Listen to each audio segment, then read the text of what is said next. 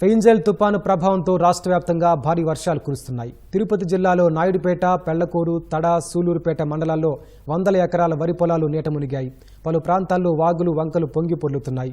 నెల్లూరులో 2 గంటల పాటు ఏకదాటిగా వర్షం కురవడంతో ప్రధాన రహదారులు జలమయమయ్యాయి. కోనసీమ జిల్లాలో కోతకొచ్చిన పంట చేతికి రాకుండా పోయిందని రైతులు వాపోతున్నారు. ధాన్యం మొలకలొచ్చి తీవ్ర నష్టాన్ని మిగిల్చిందని అన్నదాతలు ఆవేదన వ్యక్తం చేశారు. తడిసిన ధాన్యాన్ని ప్రభుత్వం కొనుగోలు చేయాలని రైతులు కోరుతున్నారు.